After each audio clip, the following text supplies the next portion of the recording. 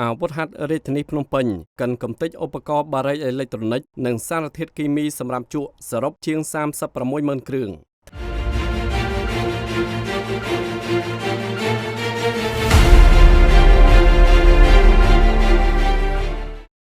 ថ្ងៃទី21ខែសីហាឆ្នាំ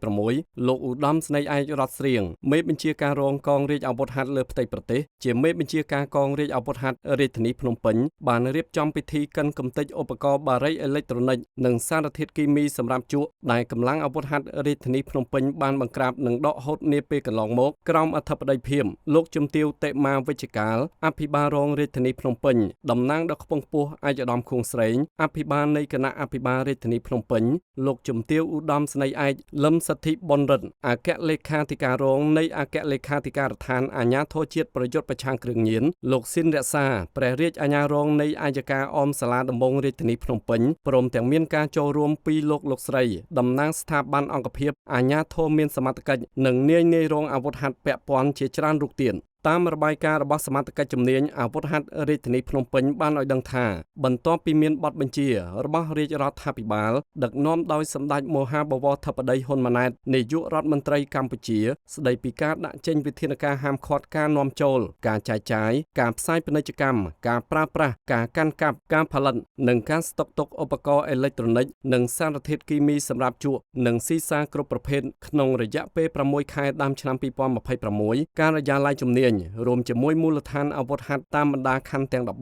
របស់អាវុធហត្ថរាជធានីភ្នំពេញបានបើកប្រតិបត្តិការបង្ក្រាបឧបករណ៍អេឡិចត្រូនិកនិងសារធាតុគីមីសម្រាប់ជក់ចំនួន14លើកចាប់យកវត្ថុតាងសរុប 365,783 រួមមានបារីអេឡិចត្រូនិកចំនួន 269,033 ក្បាលជក់ចំនួន 69,913 ទឹកវ៉េបចំនួន 794 ម៉ាស៊ីនកិនកញ្ឆាចំនួន 443 និងបារីចំនួន 25,600 ខាត់ខ្លួនបណ្ដោះអាសន្នជនជាប់ពាក់ព័ន្ធចំនួន16នាក់ក្នុងនោះបានអប់រំឲ្យវិលត្រឡប់ទៅលំនៅឋានវិញចំនួន14នាក់និងបញ្ជូនទៅតុលាការចំនួន2នាក់ព្រមជាមួយគ្នានេះលោកឧត្តមស្នេហ៍ឯករដ្ឋស្រៀងក៏បានចាត់ឲ្យក្រុមការងារចុះអប់រំនិងផ្សព្វផ្សាយតាមបណ្ដាមូលដ្ឋានសាលារៀននៅទិដ្ឋភាពច្បាប់និងផលវិបាកសង្គមដោយសារការប្រើប្រាស់គ្រឿងញៀនក៏ដូចជាបារីអេឡិចត្រូនិកនិងសារធាតុគីមីសម្រាប់ជក់ក្នុងគោលបំណងបង្ការទប់ស្កាត់ជាបន្តបន្ទាប់ផងដែរដោយបានចុះផ្សព្វផ្សាយអប់រំតាមបណ្ដាសាលារៀនក្នុងភូមិសាស្ត្ររាជធានីភ្នំពេញដែលមានសិស្សានុសិស្សចូលរួមចំនួន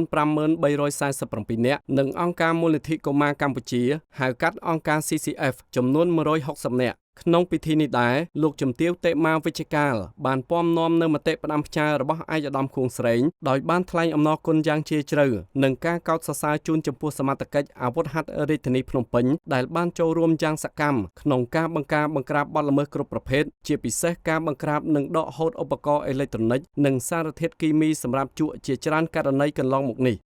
លោកជំទាវបន្តថាសកម្មភាពបង្ក្រាបរបស់សមាជិកអាវុធហត្ថរាជធានីភ្នំពេញពិតជាមានសារៈសំខាន់ក្នុងការទប់ស្កាត់ការប្រើប្រាស់និងការចែកចាយផលិតផលនាំឲ្យប៉ះពាល់ដល់សុខភាពនិងសុវត្ថិភាពសង្គមជាពិសេសក្នុងចំណោមយុវជននិងបានណែនាំឲ្យសមាជិកអាវុធហត្ថរាជធានីភ្នំពេញបន្តចូលរួមជាមួយសមាជិកពាក់ព័ន្ធខិតខំប្រឹងប្រែងធ្វើការបង្ក្រាបនិងដកហូតឧបករណ៍អេឡិចត្រូនិកនិងសារធាតុគីមីសម្រាប់ជក់បន្តទៀតជាចុងក្រោយលោកជំទាវក៏បានលើកឡើងនូវពាក្យស្លោកដ៏មានអត្ថន័យមួយឃ្លាថាយើងត្រូវបំផ្លាញបារីអេឡិចត្រូនិកមុនបារីអេឡិចត្រូនិកបំផ្លាញសង្គមជាតិយើង